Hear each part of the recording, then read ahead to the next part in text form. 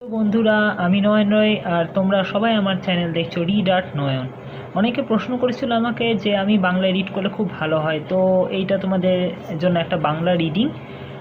Mainly আমি ডাইনোসরের উপর তোমাদের জন্য একটা আলাদা প্লেলিস্ট বানিয়ে দেবো, যেখানে তোমরা আমার ডাইনোসরের বিভিন্ন বইয়ের ভিডিওগুলো পাবে।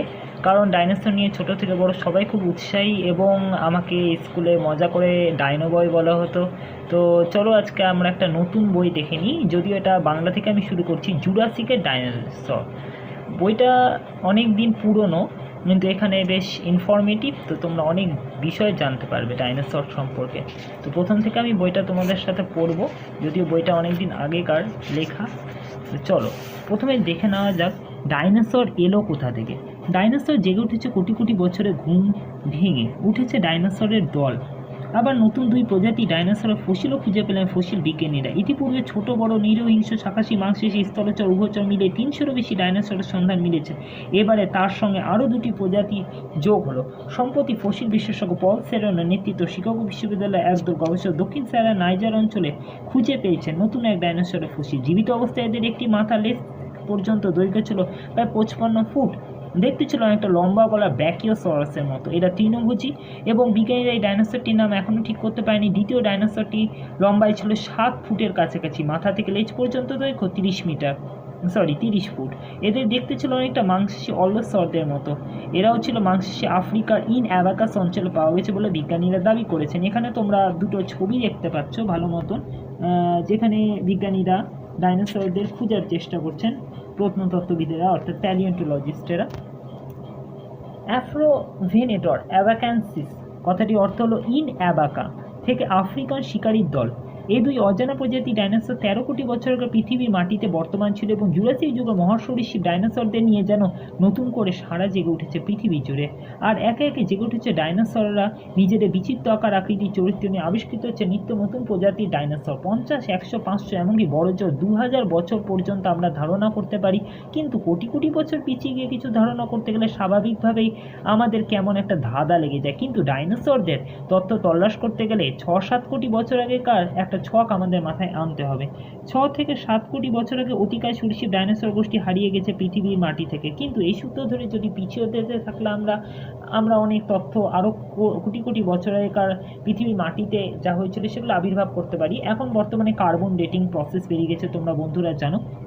অতীত পৃথিবীর লুপ্ত প্রাণীদের প্রস্তরভূত কঙ্কাল ও ফসিল উদ্ধার করছেন দুইজন বিজ্ঞানী, এবং এই ভেঙে যাওয়া ফসিলগুলোকে আবার যাতে খসে না যায় এই জন্য এদের প্লাস্টারে ব্লককে বলা ফিল জ্যাকেট প্রসেসিং। এইসব ফসিল কোনো মিউজিয়াম বিশ্ববিদ্যালয়ে প্রদর্শনের উদ্দেশ্যে সংরক্ষণ করা হয়, এবং স্টিলের রড দ্বারা এগুলোকে সংযুক্তকরণ করা হয়। সরীসৃপকুলের এবং কে এদের পূর্বপুরুষ এগুলো আজকে জেনে নেওয়া যাক। বিবর্তনের ধারাটাই এদের কেমন ছিল। আমরা সকলেই জানি অতীত পৃথিবী থেকে মাত্র কয়েক লক্ষ বছর আগে আকস্মিকভাবে অবলুপ্ত হয়ে গেছিল ডাইনোসরের বংশ। কেন এমন একটা কাণ্ড ঘটলো সে প্রশ্ন নিয়ে বিভিন্ন প্রশ্নও জাগে, কিন্তু আমাদের মনে হয় স্বাভাবিকভাবে প্রশ্ন জাগে ডাইনোসরের আবির্ভাব কি এমনি হঠাৎ করে ঘটে গেছিল, না অগ্রগতির সঙ্গে সঙ্গে এদের প্রজাতির সংখ্যা বৃদ্ধিও ঘটেছিল? এই প্রশ্ন উত্তর খুঁজতে হলে আমাদের চোখ বোলাতেই হবে ডাইনোসরদের বংশ লতিকার উপর। পিছিয়ে যেতে হবে প্রায় 23 কোটি বছর আগে প্যালিওজোইক মহাযুগের শেষ পর্ব পার্মিয়ান যুগে। ডাইনোসরদের বংশ তালিকা আদিম প্রাণী কটিলোসর। তোমরা দেখতে পাচ্ছ কটিলোসরই হচ্ছে আদিম প্রাণী। মজার কথাটি কি জানো, কেবল ডাইনোসরের না, আজকের যুগে সমস্ত জীবিত প্রাণী এই কটিলোসরের বংশধারা বিবর্তিত আমরা যা দেখছি। যাই হোক, যা বলছিলাম, পার্মিয়ান যুগের পূর্ববর্তী কার্বনিফেরাস যুগকেই অরণ্য যুগ বলা হয়। আমরা একে কয়লার যুগও বলতে পারি, কারণ আমরা জানি অরণ্যগুলো যখন মাটির তলে চাপা পড়ে যায় এবং গরমে তাপেও চাপে গলে যায়, সেখান থেকে কয়লার সৃষ্টি হয়।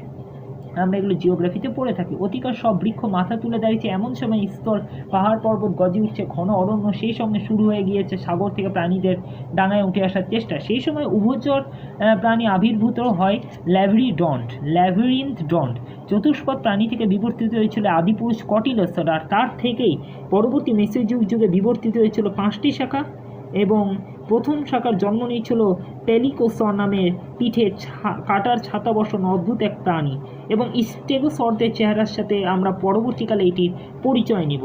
এবং এখানে দেখতে পাচ্ছ তোমরা একটি ডাইনোসরের ডিমের কিছু অংশ, যেখানে জ্যাক হর্নার ফসিল আবিষ্কারক এটি কৃতিত্ব অর্জন করেছেন আমেরিকা মন্টানা বিশ্ববিদ্যালয়ের জাদুঘরে কিউরেটরে এটি আবিষ্কৃত মেসাইসরের ডিম এবং ভ্রূণের ফসিল। আজ এই পর্যন্তই থাক। আরও অনেক তথ্য নিয়ে, এই বইটি একদিনে তো কমপ্লিট করা সম্ভব নয়, আরও অনেক তথ্য নিয়ে তোমাদের সামনে হাজির হব। থ্যাংক ইউ বন্ধুরা ফর ওয়াচিং।